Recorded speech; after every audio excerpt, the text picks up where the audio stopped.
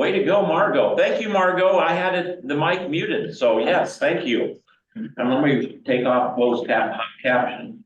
No, thanks, Margot, for letting us know. That was great. So I was muted, so thank you. Perfect. Okay, so Marge and Ace at home, great to have you here. We are recording. Oh, I'm supposed to go to Facebook though, too. That's to remember. Hey, Silverdale Lutheran. Oh, I got that. Thank you. Live stream, yes, got it. Thank you. Thank you, Holly. All right, well, with that, let's make sure the chat is good. Yeah, got that. The Lord be with you. Let us pray.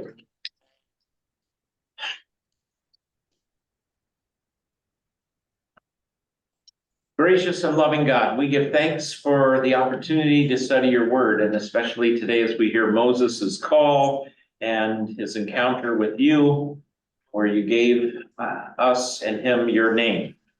So let this edify, build up, strengthen our faith and our walk, and we pray this in Jesus' name.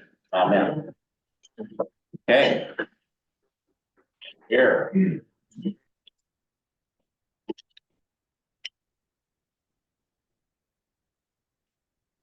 Chapter 3, the burning bush. Remember where, oh, and also for the sake of the recordings, I messed up last week, so nothing got recorded either on Facebook. So if you were our Facebook viewers, sorry, I had a technical error last week right here. And so we didn't get that recorded. So we talked about God hearing the groaning, the cry of the people. And we, of course, before that had, talked about the midwives, and what happened last time was Moses saw a Hebrew being beat up and treated poorly by an Egyptian, and he killed the Egyptian. He murdered the Egyptian. And word of that got to the Pharaoh, and Moses had to flee to Midian, where he found himself a wife, family. And so that's where he's at, is in Midian, which, let's see, is this my map? No, that's my other thing. Let's see here, where's my map? Well, maybe it's over here. No, I've got too many things pulled up here. Oh, there it is, here. So Moses was here in Egypt, but Midian is down here. So he's way down here. Midian actually is on, see, where's the Dead Sea, is over here, but most people think this is the area that he was at. So let me just see. Egyptians enslaved the Israelites.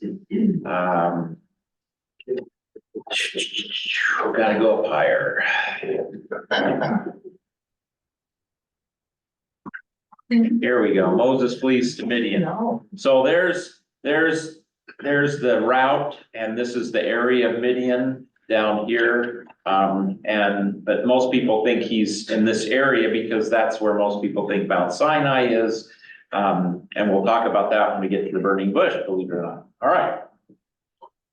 So there you go. There's our context. That's where we're at. And now we pick up at chapter 3. Now Moses was keeping the flock of his father-in-law Jethro, the priest of Midian, and he led his flock to the west side of the wilderness and came to Horeb, the mountain of God.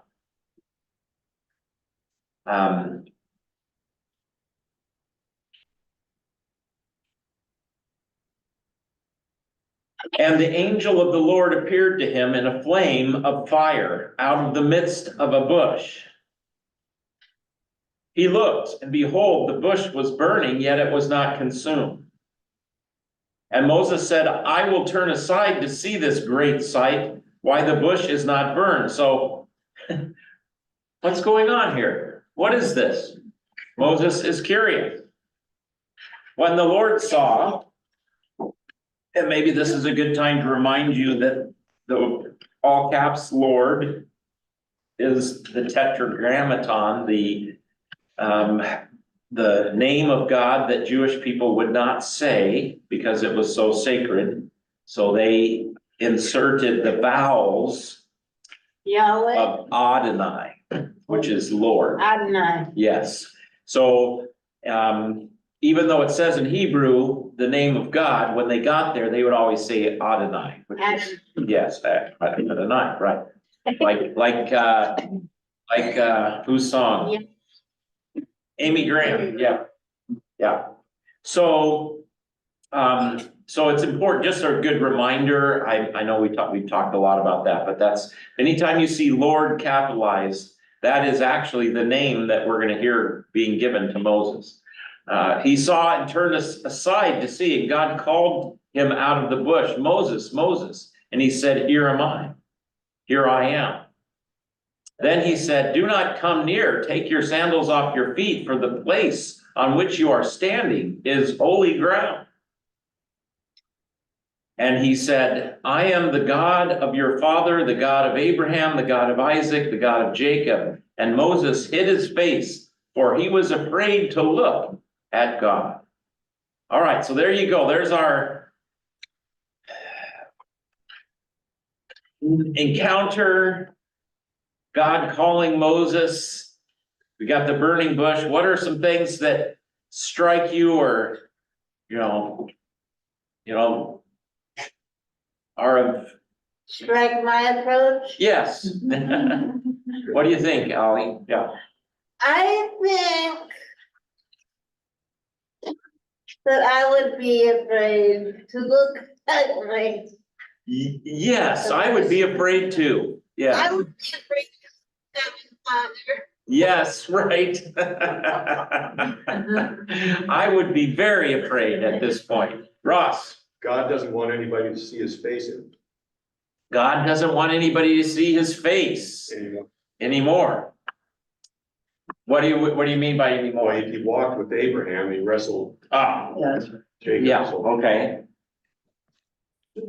That's something we gotta wrestle with, is, you know. And even when he did wrestle with Jacob and turned him into Israel. Even when that happened, it says an angel of the Lord, it was a man, right? But then Jacob says, I wrestled with God. So there is kind of a intermediary, or I don't know what the right word would be. Intermediate. Yeah, there. But notice the angel of the Lord shows up here again. This is something that I think, yeah, please, Paul. Well, it seems to me that the passage itself defines who the angel of the Lord is. Because it being the antecedent of God and, God called to him and said. So it's almost, it seems to me to kind of define who this angel of the Lord is, because it's referring back to the one who is there. Yeah, which is God, right? Is that your point? Yeah. Yeah. So why is it that we have the angel of the Lord and God kind of put together? Intervening. Yeah, intervening, and it's like there's a distinction, but yet they seem to be one and the same.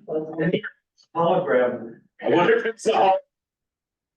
Okay, yeah. Okay, yeah, Sharon, I've seen it. Dennis Prager's book on Exodus. yes, I have to find it. We still had it, and that's the Jews writing, and they said that God will present himself to us in ways that we can deal with. And an angel of the Lord, or he may use a person temporarily or whatever. or a burning bush. Yeah, burning bush. Yeah, yeah, That, and he points out that the fact that Moses even went over to check out the burning bush. Some people would just see it, oh, there's something and go on with their work. Right, but he took notice and he looked into it, yes. No, that's very helpful. It's clear. And we're gonna see another spot where God says, doesn't let Moses see God face to face. And Moses is scared, like Ali said, to see God face to face, because if you did, you wouldn't survive it. Yes, Gloria. I think it's interesting, he said, here I, you know, here I am, right, who are you? Who are you? Yeah, There, relationship with God. okay, sure. Yeah, yeah, it's not like he's like, who is this calling to me? Yeah. Yeah, that's a great point. He seems to know who's calling, at least. And that it's got, you know, I'm sure he's scared, shaking in his boots, but, well, it's sandals, but. yeah, At least, I think he had. yeah, nice. I think that's really helpful. Here am I, yes. Wasn't there an Old Testament prophet that said that, here I am? Yes, so that's also, we're gonna hear that from Samuel. We just heard it. We just heard it last Sunday, in fact, Ross, so you're right on with that. Ally, sorry. Here I, Oh. Who is that, Aerosmith? Scorpions. The Scorpions. I thought you were gonna say that we have a song we sing in worship by, is it by Marty? It's out of GIA, I don't know, it's by Marty. Here, when we sang it last Sunday, here I am. Is it I, Lord? Yes, please, Audrey. but God doesn't tell him, don't look at my face. Not yet. Yeah, but he just tells him not to walk in that area. Yeah, take off your shoes. Yeah, So this is holy ground. There's a cool song about that too, isn't there? Take off your shoes. You're standing. Anyway, sorry. Thinking like our president, he sends his career right away. The chief God himself, God, I can picture him using his angel, saying, this is direct for me to get it to that person. And in ways that that person can accept it or not just be stunned to the ground. Well, and I would say the point of the whole incarnation, when Jesus, God taking flesh, is so that we could, you know, we could actually hear and know and encounter God. And that's where the New Testament will come along and say Jesus is the image of God. And he is, so when you're looking at Jesus, you're looking at God. You know, yes, so no, we need that, but going back to what Paul said, I think there is this Paul, not the Apostle Paul. Although I think the Apostle Paul would say this too, that a lot of people wonder about this angel of God figure. And from a Christian standpoint, the Jewish folks, of course, would not accept this, but from a Christian standpoint, when we think about God as Trinity, Father, Son, and Holy Spirit, one God, three persons, and we hear about this angel of the Lord, there is some, I think, credibility to say, wow, is that angel of the Lord, the messenger, the Word, the second person of the Trinity? Don't push it too far, but I think it's okay to say, maybe, because the Trinity wasn't invented when Jesus became flesh. That's a heresy. The word, the prologue to John says, in the beginning was the Word, and the Word was with God. So there wasn't a time when the Word was not. The Word was God, exactly. So, and yet there's a distinction between the Word and God. And so this is where we won't go down the 300 years of Trinitarian work to get into the Council of Nicaea, but it's just know that angel of the Lord thing is there. It's like, interesting. Like I say, I don't think we want to push it too far, but I think as Christians, we can't help but wonder about that. Okay, so we got the angel of the Lord. He looks at the bush. We've got holy ground. Take off your shoes. Moses says, I am, or here I am. What else at this stage? We wanna hold up and celebrate and think about. The bush is burning, but it isn't burning. The bush is burning, but it's not burning. So, Faith in that. Isn't that what I say? I think. good point. You guys know your Old Testament well. Isaiah also, when he swept up into the temple, he says, I'm a man of unclean lips. So he wants to hide. He like, I'm in trouble. I shouldn't be here. Moses has a similar experience. I think it's interesting. God says, take off your sandals. Because this is holy ground. I wonder if that's why sometimes people take off their shoes. In some cultures, you know, it's rude to leave your shoes on, not just because you're gonna get dirty dirt in there. Like for us, it's usually we don't wanna get the carpet dirty, and that's fine, but if you take off your shoes because it's a hot, I don't know, it's a respect, honor thing. Moses was a shepherd.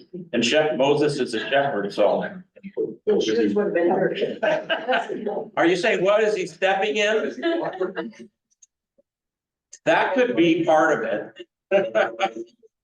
I love it. Okay, one quick one, so don't lose your thoughts. So I just want to throw it out there because it popped in my mind and I don't want to lose it. Remember too, when we talk about being in the presence of God, this carries on even into the tabernacle.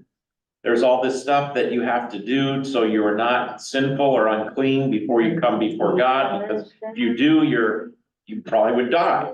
And then even in the temple, when this tabernacle gets a permanent home in Jerusalem, you know, they had the big curtain that separated the Holy of Holies. And, you know, as the legend goes, the priest who went in once a year on the Day of Atonement into the Holy of Holies would always have a rope tied around his ankle so that if he went in and he wasn't pure and he was sinful, he would die. But of course, no one could go in there and get him because they would die. You know, you'd have this cycle. So, you know, full amount. So they took this pretty seriously. That's my point. Okay, there was one here. Yeah, Audrey, and then Kathy. I was just saying that God reminded or confirmed to Moses who he was, the God of your father, Abraham. Oh, yes. And Jacob. So we'll talk some more about that. Yeah, we'll get Kathy's on here too. This back to Genesis, and this is the same way that here I am, that Abraham answered God when God told him to take his son to Mount to sacrifice. Wow. So it's the same again when God calls him to interrupt the princess. So, and it says in the notes that it's the answer is the response of a servant. It's the response of a servant to say, here I am. Nice, nice. Thank you for reminding us, and thank you, your Bible, for reminding us of the Abraham parts. That's right, that's right. So, and then when Samuel comes along, you know, he thinks Eli's calling him, and finally Eli says, I think it's the Lord. So, you know, next time just say, here I am, Lord, and he does. So, yeah. Even showing respect, you know, he was shouldn't Samuel, but, growing up in the Lutheran church, we went into the church and we had a choir. Yes. And even my kids, when our kids, we went to church, they were to be quiet. Yes. And that's not the case anymore. And I don't know if that's good or bad. Yeah. Yeah. I think I heard somebody chiming in from home, but hold on one second. We'll get you, we'll work with Gloria's comment here real quick about holy ground. How is it that we set apart sacred space? We as human beings, it's really helpful to have sacred space. I was taught in seminary, and I think probably even before that the altar area or the table area technically isn't any more sacred than the parking lot. But hold on, don't. But we need sacred spaces and we invest in them so that they will pay off, so that the word can be preached and administered. So it isn't the space as such, it's what happens there that makes it holy.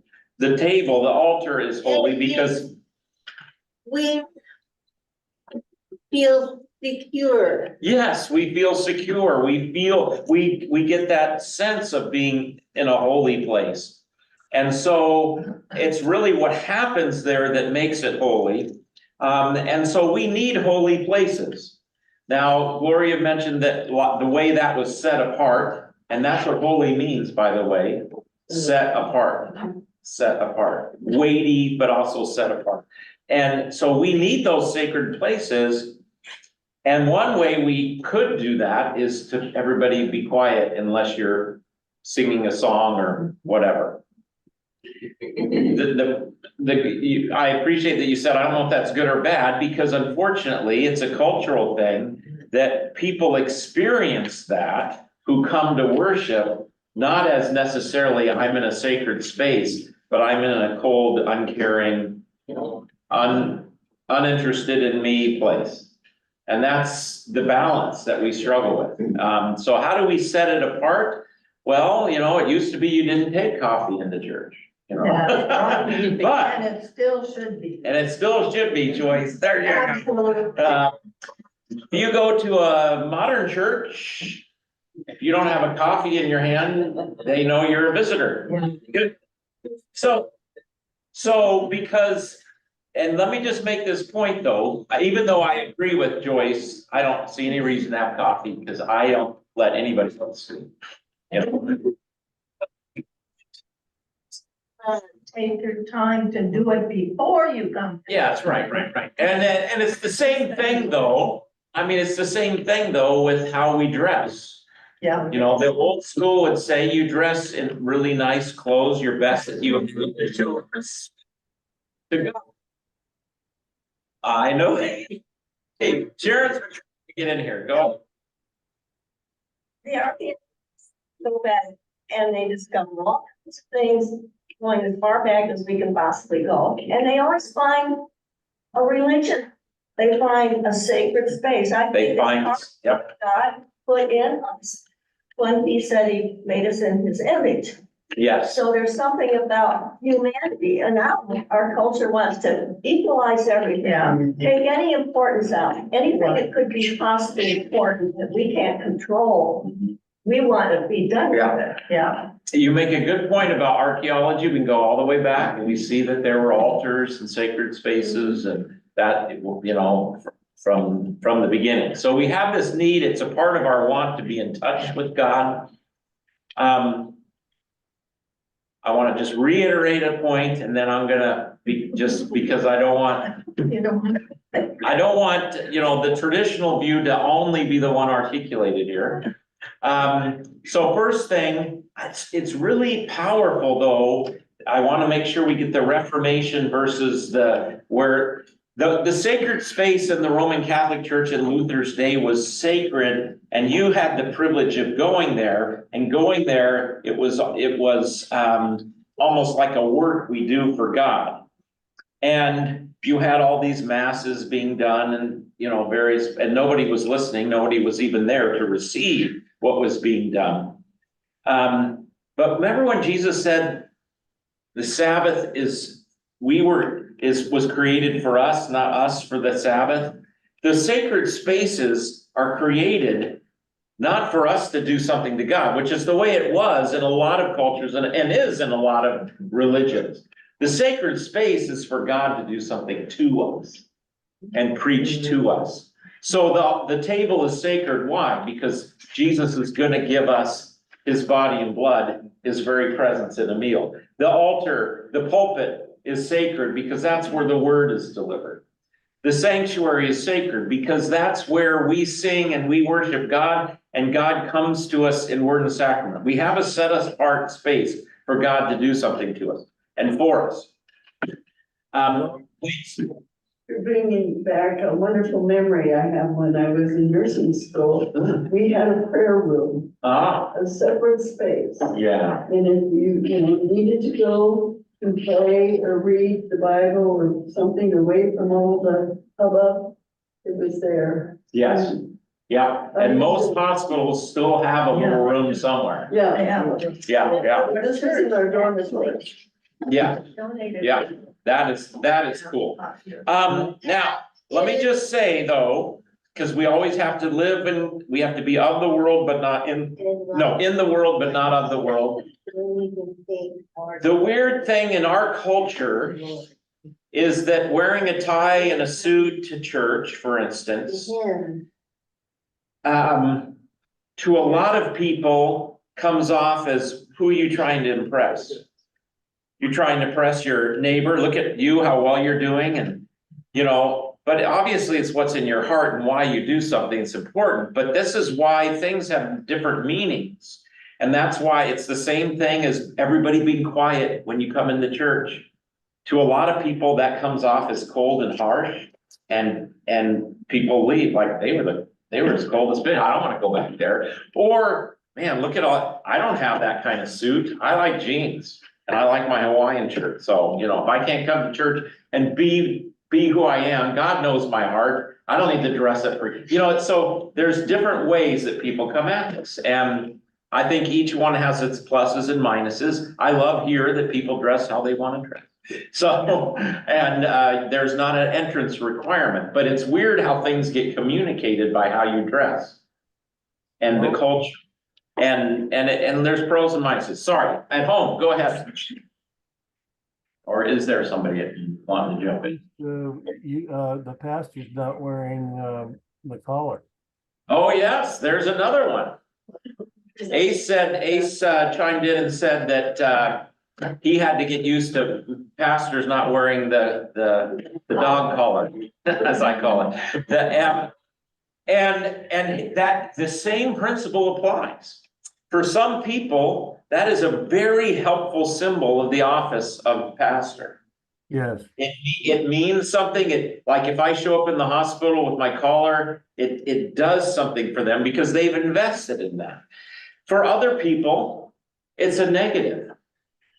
And in the Northwest here, I did wear a collar back in my first call, but for some reason I stopped here. It was partly because of some members who had really bad experiences with people, with priests. And when they saw that collar, it was like almost post-traumatic syndrome type of thing.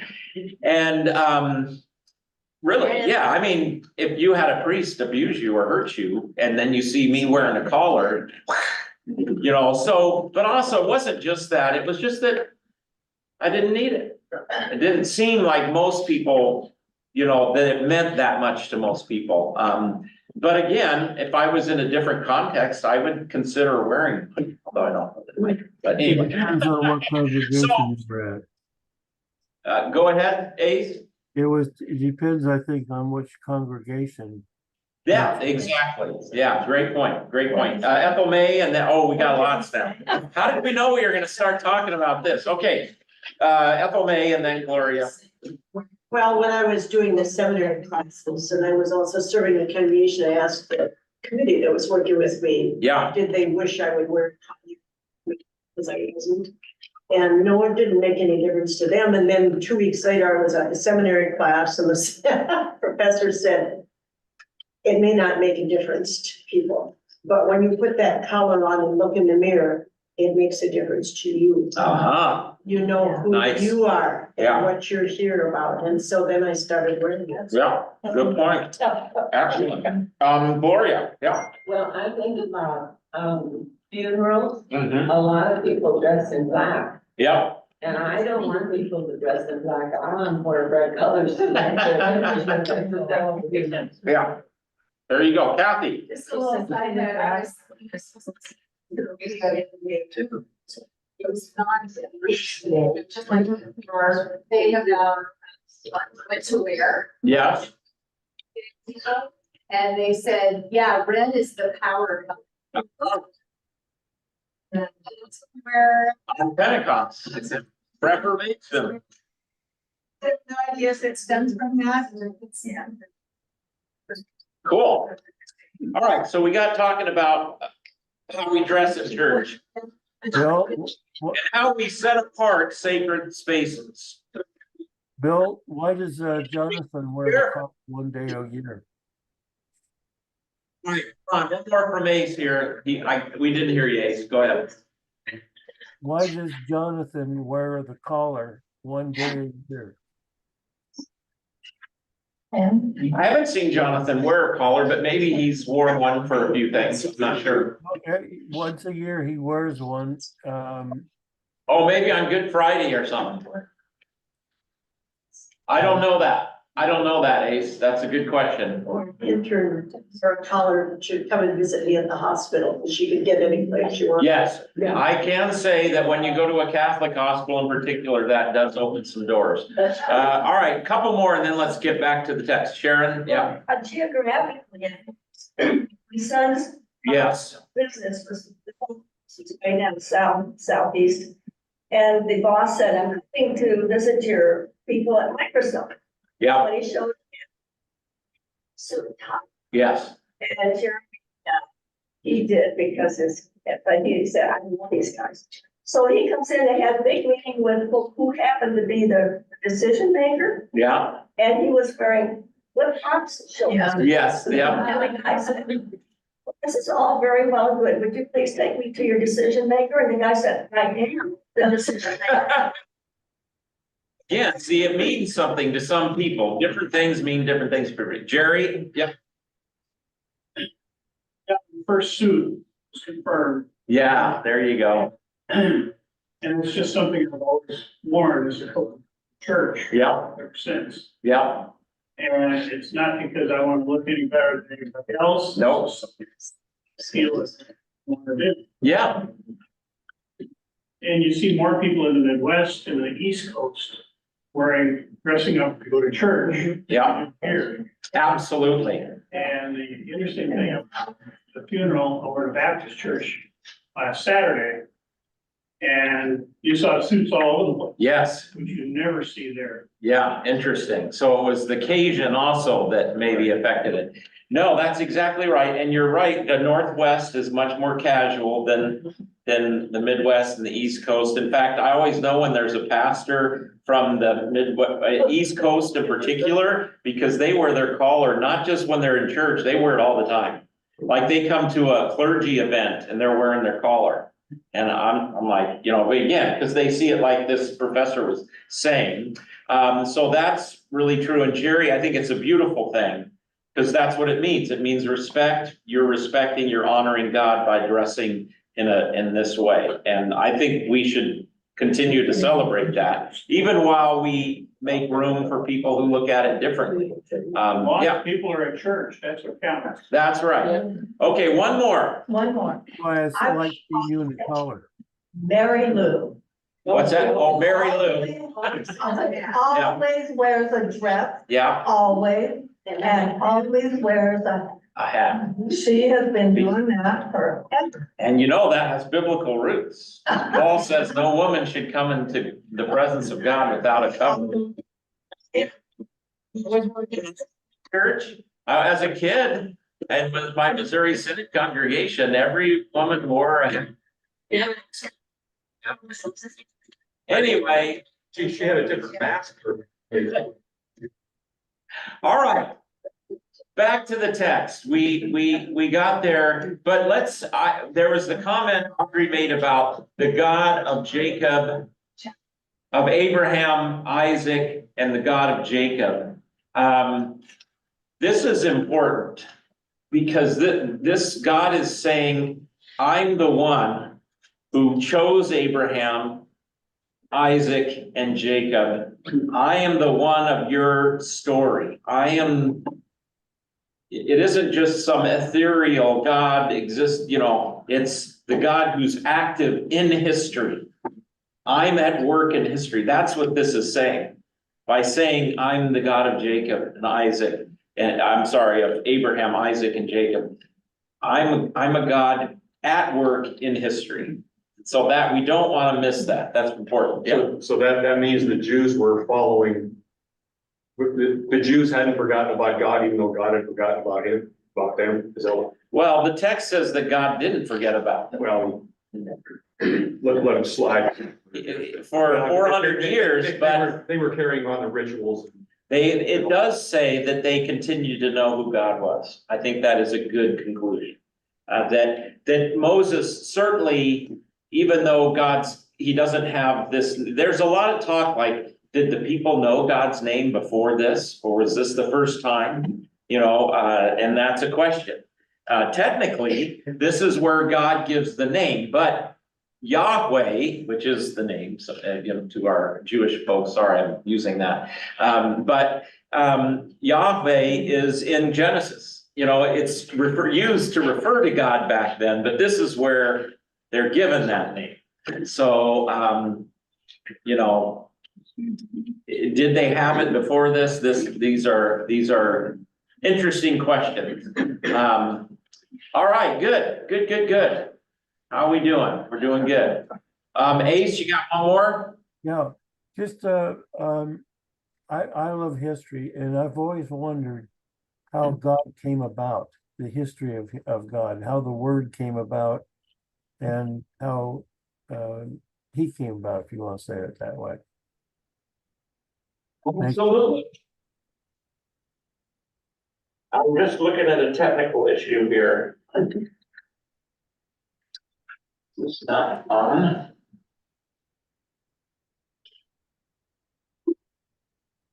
I guess it's supposed to be on. Yeah, no, helpful, Ace. All right, let's keep going.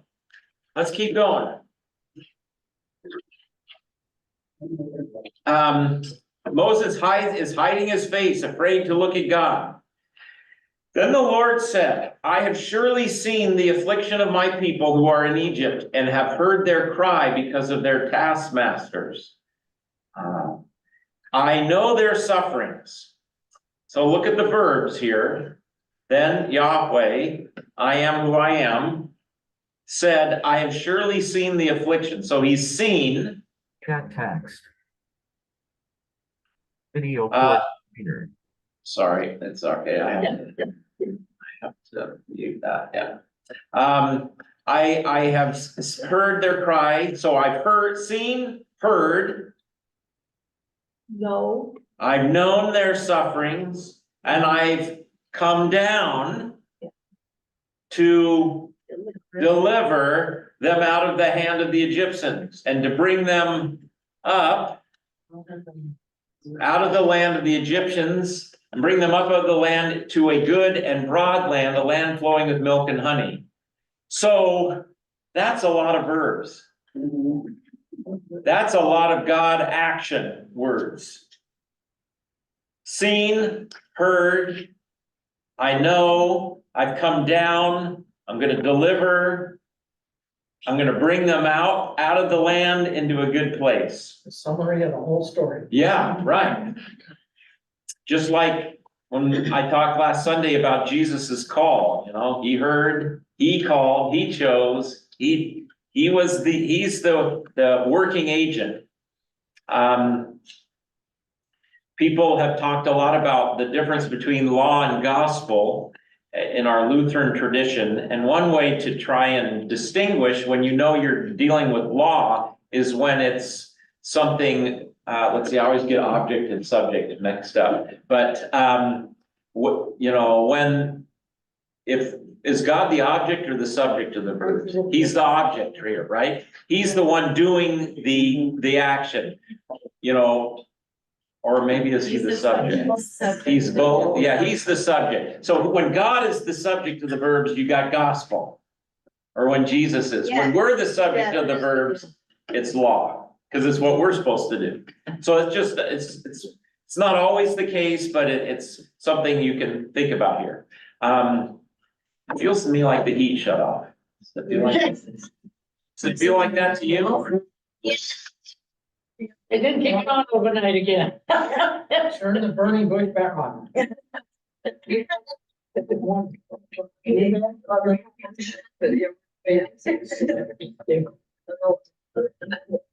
Sorry to bother you. Can you check to see if the heat's still on? It feels like it's shut off. It was warmer when we started, wasn't it? Yeah. Because I took off my. He was heating up. Okay. Okay, I just think that's cool. This is a lot of good news. This is promise. This is what God's gonna do. And he's gonna bring them into a land. Now, what about this? He's gonna put, milk and honey to the place of the Canaanites, the Hittites, the Amorites, the Pezerites, the Hivites, and the Jebusites. Those were the people who inhabited Jerusalem. So I don't make a joke about it, but it's always a struggle when you say, well, whose land is it? Who was there first? Yeah. Well, you gotta go way back, but the Jebusites had Jerusalem before the Jewish people did. You know, so I'm not saying that, I'm not making any points, I'm just saying, you know, and now behold, the cry of the people of Israel has come to me. So, we get the whole story, like Doug said, I'm gonna bring them out, I'm gonna bring them into the land, I've come down. Gerhard Forde, a famous Lutheran theologian, said that is gospel in the penultimate gospel. God comes down. God comes to us, in other words. God breaks in, however you want it, the heavens are open, God comes to us. That's what is needed, and that's what happens in this story. All right. All right, yeah, let's keep going. I've heard the cry of the people of Israel has come to me, and I've also seen the oppression in which the Egyptians oppressed them. So we get some repetition there. Again, this is where some people feel like what we've got is a weaving together of a number of different traditions. Come, I will send you to Pharaoh that you may bring my people, the children of Israel, out of Egypt. So now, more information.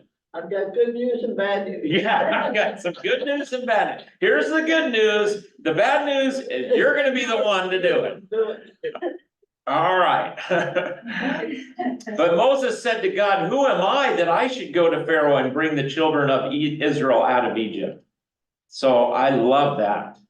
He does say, here I am, but then his first reaction is what? Who am I? He's a reluctant leader. He's a reluctant leader. And how many of us are? Yeah, Gloria, yeah, how many of us are right in those shoes? And this shall be a sign for you that I have sent you. When you have brought the people out of Egypt, you shall serve God on this mountain. So there's even a foreshadowing that, you know, this mountain of the burning bush is, and by the way, that bush in Hebrew and Sinai sound very similar. So there's a little play on words there perhaps, but so, you know, you're gonna be back here and I'm gonna be giving you the 10 Commandments, you know, I'm gonna be giving you that. Yes, Paul. It's interesting to me as we've gone through this.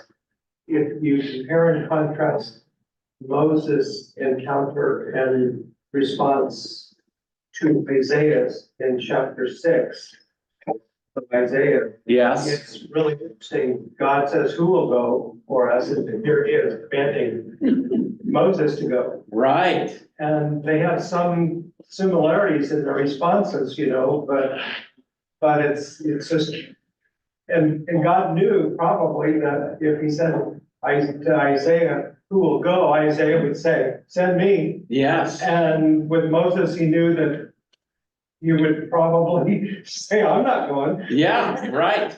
So there we've got a difference right there, don't we? At Yeah. least he didn't go the opposite direction like Jonah. He didn't do quite like Jonah did, but he was not certain about this. And this is just so helpful that he's not certain about. Who am I? I've often said the first qualification, probably true for a pastor, for any Christian, it's certainly true for a bishop. I've always said anybody that wants to be a bishop shouldn't be one. Yeah. You know, because you know, I'm sorry. That it's not about glory, it's not about achievement. I mean, we're all humans, so I'm sure if one were to be elected bishop, it's a, wow, what an affirmation of my ministry. I'm not saying that's bad. But I always thought back when when there'd be all this conversation, who are we gonna elect as bishop? Because of course, in our system, bishops are elected, not appointed. Like if I saw somebody kind of lobbying, I was like, okay, scratch them off my list. I'm just, that was an instant no-go for me. But anyway, it's a natural thing. I mean, think about, I actually found let me stop the share and go to my PowerPoint here. I found a really cool, quote from Luther, I think here, let's see. Why is that? Oh, I didn't pick the right one, sorry. Stop share. Let's see, share screen. Where's my PowerPoint? Oh, here it is, yeah. And we will go over down here.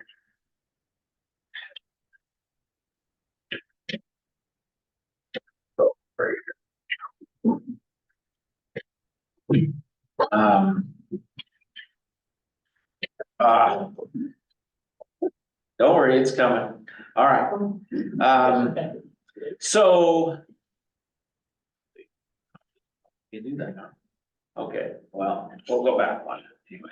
So let's see here. No, let's see here. Okay, this is from Luther's Table Talk. Sorry, I don't know why I can't get rid of this guy. There we go. Talking about Moses's difficulty and his no-go, I'm not the one, because we're gonna hear more about this, but listen to what Luther says here. Unless those who are in the office of preacher find joy in him who sent them, they will have much trouble. Our Lord God had to ask Moses as many as 6 times. He also led me into the office in the same way. You think about how he had to get Luther where he wanted Luther. Had I known about it beforehand, he would have had to take more pains to get me in. Be that as it may, now that I have begun, I intend to perform the duties of the office with his help. On account of the exceedingly great and heavy cares and worries connected with it, I would not take the whole world to enter upon this work now. In other words, you could have given me everything and I wouldn't have done it. On the other hand, when I regard him who called me, and this is the key, I would not take the whole world not to have begun it. So I found that in the Table Talk when I was looking at wherever this Exodus passage had been referred to. And I thought that was really powerful. When we think about Moses's no to what God's calling him to do, I just found that really interesting and powerful. Who am I that I should go to Pharaoh and bring the children of Israel out of Egypt? He said, but I will be with you. Okay, here we go. And this shall be a sign for you. So he's even going to give a sign, although this sign will come later. That you're going to serve God on this mountain. Did that convince Moses? I think we're going to see it didn't. Then Moses said to God, if I come to the people of Israel and say to them, the God of your fathers has sent me to you, and they ask me, what is his name? What shall I tell them? And God said to Moses, I am who I am, which in Hebrew is, it could be also like, I will be who I will be, or I am who I am. And he said, say this to the people of Israel. I am,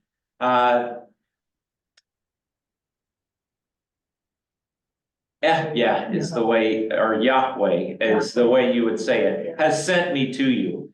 God also said to Moses, say this to the people of Israel, the Lord, the God of your fathers, the God of Abraham, the God of Isaac, and the God of Jacob has sent me to you.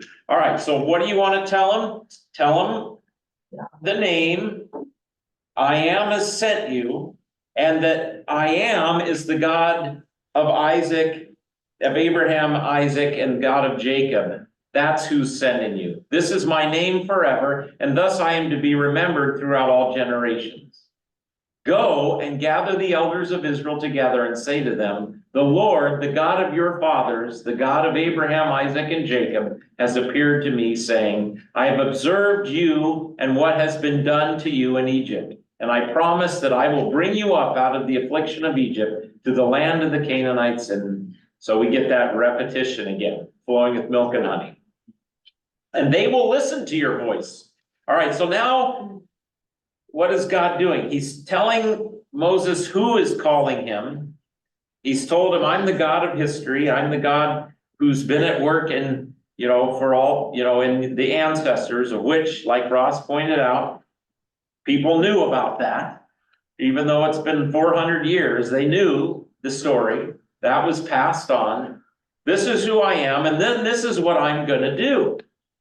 And then a promise to Moses, they will listen to you. The elders of Israel shall go to the king of Egypt and say to him, the Lord, the God of the Hebrews, has met with us, and now please let us go a 3 days journey into the wilderness, that we may sacrifice. I think this is the word for worship, communal, this is sacrifice, to the Lord our God. Okay, how are we doing? Questions, comments on this section? Corey? It really shows that God, when he calls, he enables. Yes, nice. When he calls, he enables. The explanation of the third article of the Creed in Luther's Small Catechism is that God calls, gathers, and enlightens. So enables, he enlightens, he gives us the gifts. He calls us, he gathers us together and gives us gifts to do what he's called us to do. Yeah. But he does the picking. And he does the picking, and he does the choosing, and he chooses Moses. Yeah. Back when Moses was a kid, because, right, the basket story, it's right from the beginning. Paul? Oh, just thinking from this standpoint, he's put into as God says, I am the God of Abraham, Isaac, and Jacob. He's put into that category now, which is overwhelming, I suppose. And yet, what God is calling him to do is something much greater than Abraham, Isaac, and Jacob ever did. That is incredibly cool. Yeah. This event coming up of the liberation is the event, and Moses is being called into it, perhaps even more than Abraham, and certainly Isaac, And God,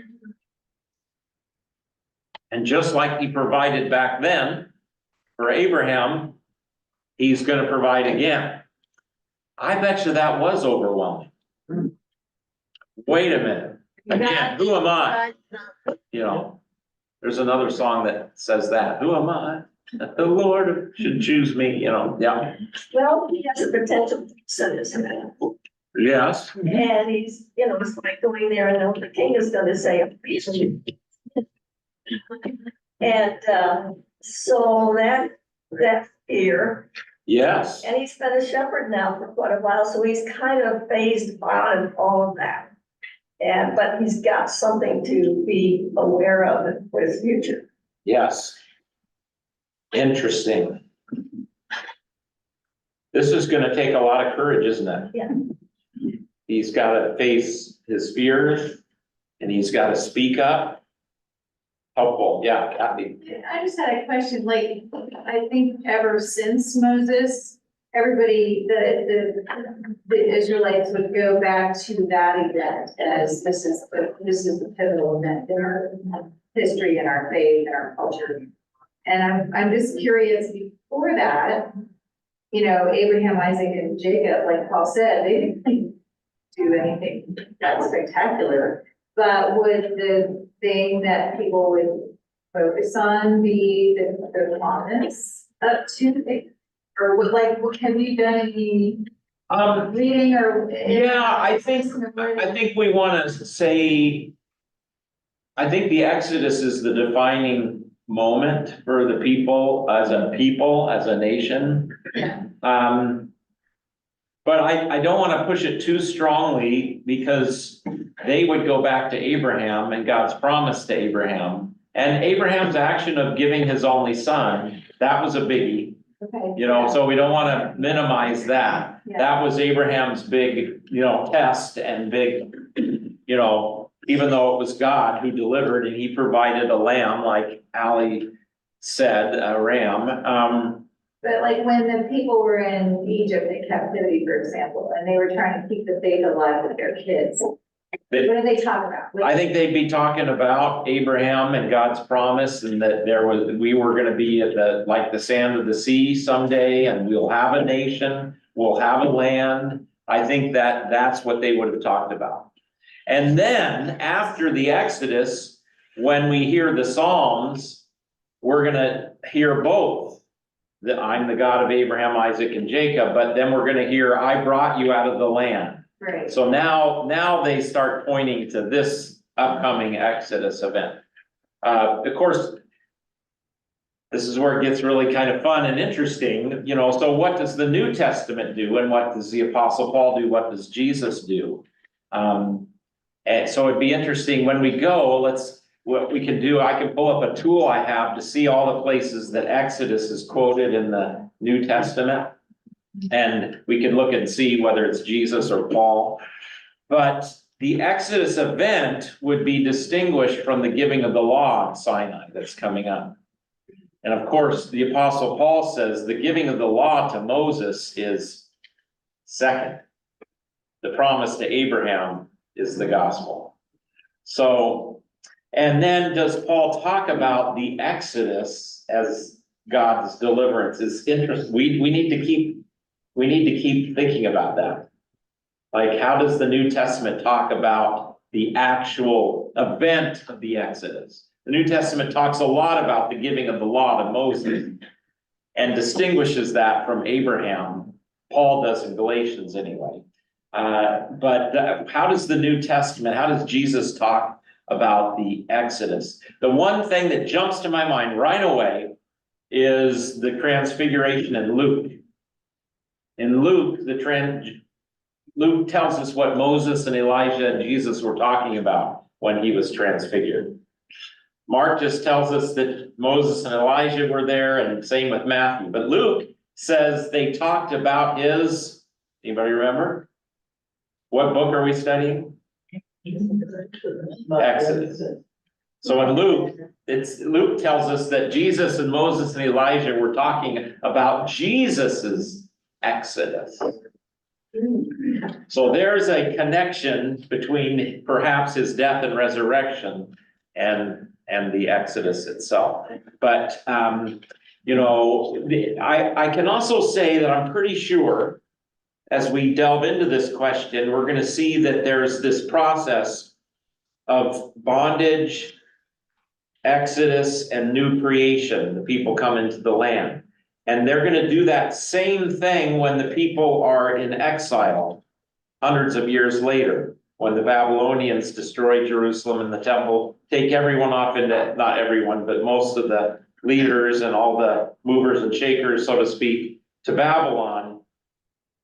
The prophets the prophet then at that point say, compare what God's going to do to what God did back in the Exodus. So we're enslaved, we're in Babylon, God's going to create a new Exodus where we're going to go home, and then God's going to make a new creation. And so a lot of when we hear that language in the New Testament, we start thinking about Jesus's death, resurrection as the Exodus, and new creation of us. So the same process gets recapitulated, I guess you could say, when we get to the New Testament. So Kathy, I know I went way beyond what you were asking a little bit, but that's what you get me thinking about. Paul. This whole sequence of events that you mentioned is also interesting that, in Ephesians 2, it says we were in bondage. Yes. And then it's like the Exodus when we come to Christ and the promised land the kingdom that he's going to establish on earth is waiting before us. Mhm. And so we're kind of in that time in between, but certainly, I don't know, maybe I'm making too much of it, but Well, no, I think you're on target, and I think it becomes a big question now is what is the new creation that Jesus came to bring? And, you know, to me, the new creation is the heart of the believer and the community of believers, the church. And when Jesus comes again, he will bring the new Jerusalem, and that's it. Now, a lot of other Christians say, no, you're leaving way too much out, Pastor Bill. The new creation, yeah, we got this, people believe in the church is formed, but he hasn't fulfilled the promise of bringing God's people back into the land. And they want to see a new nation of Israel set up. And they expect that that's still going to happen or is happening or whatever. But that's a really interesting question. So, yeah. Well, he does promise us freedom from slavery, and slavery can't overcome us. Yes. Correct. And again, and in fact, Fredheim talked about this, and he wanted a both and type kind of approach. I'm more of the real foe that we're in bondage to is not the Egyptians, the Syrians, the whatever system we live in, but it's sin. And Jesus conquered sin, death, and the devil. That's the foes that. Kind of like our Moses. Yeah, and he is in the sense of God used him to bring us out of them. Not our new Moses in the sense of a new lawgiver, but yeah, no, I know what you mean though. And I think, but that's the question, is the Exodus for us a model of how God delivers people from oppression here on earth, like to this government in Central America, or this government in the United States, or in Russia, or, you know, or, because, you know, it's been an inspiration to people. I was also just reading as I was prepping for this, you know how you get off on little. I wound up reading Luther's response to the peasant war in his day. 500 years ago, the peasants were rising up against the feudal lords and because of real oppression. And so they had written 12 articles, the peasants have, and Luther writes a response to them.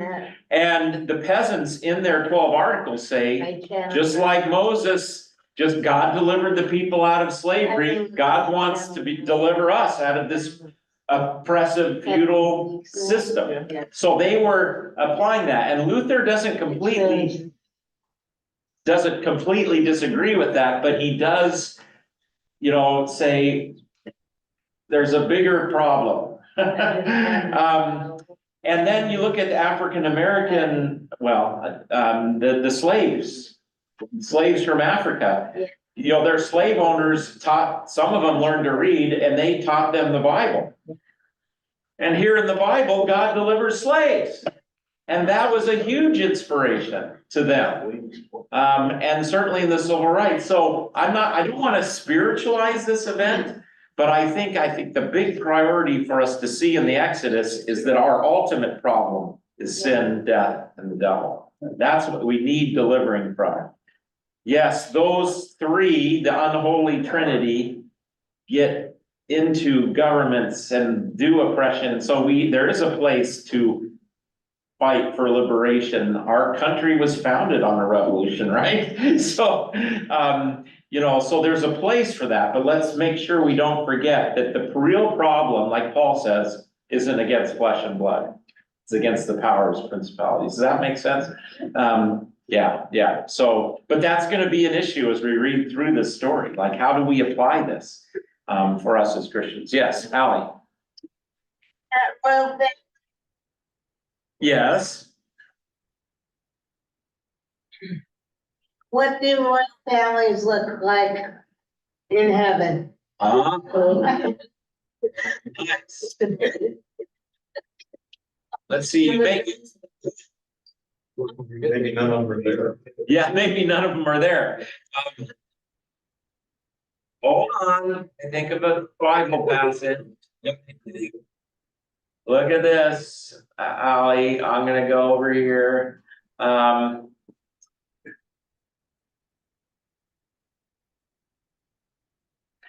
But you are a chosen race, a royal priesthood, a holy nation, a people of his own possession, that you may proclaim the excellencies of him who called you out of darkness into his marvelous lights. Once you were not a people, but now you are God's people. Once you had not received mercy, but now you have received mercy.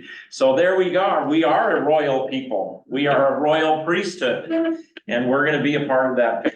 So that's cool. All right, we have reached the end of our time.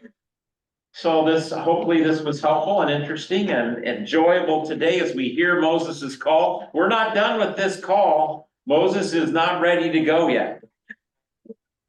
He's gonna need some more convincing. So we're gonna be edified by hearing of his struggle. All right, here we go. Thank you. Thank you. Don't circle me.